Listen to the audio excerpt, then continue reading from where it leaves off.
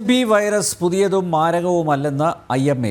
സമൂഹ മാധ്യമങ്ങളിൽ കൂടി ചിലർ അനാവശ്യ ഭീതി പരത്തുന്നതിനാലാണ് പ്രതികരണം. HMP വൈറസ് COVID-19 സമാനമാണെന്ന രീതിയിലുള്ള പ്രചരണം അടിസ്ഥാനരഹിതമാണെന്നും IMA വ്യക്തമാക്കി.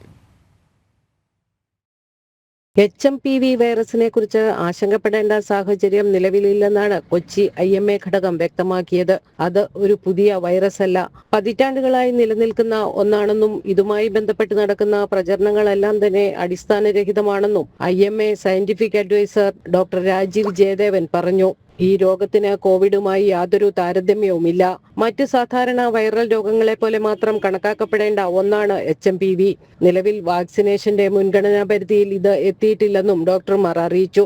ഇത് ഒരു പുതിയ വൈറസ് അല്ല, ഇത് ഒരു പുതിയ മഹാമാരിയല്ല, ഇത് ചൈനയിൽ നിന്നും വന്നതുമല്ല. എല്ലാ രാജ്യങ്ങളിലും പതിറ്റാണ്ടുകളായിട്ട് സർക്കുലേറ്റ് ചെയ്യുന്ന, നമുക്ക് എല്ലാവർക്കും തന്നെ കുട്ടിക്കാലത്ത് വന്നിട്ടുമുള്ള ഒരു വൈറസിനെ പറ്റിയാണ് ഇപ്പോൾ ഒരു പുതിയ വൈറസ് എന്നുമാണ് പലരും പ്രസ്താവനകൾ ഇറക്കുന്നതും വാട്സാപ്പ് ഫോർവേഡുകൾ ഇറക്കുന്നതും. അത് നമുക്ക് തിരുത്തണം.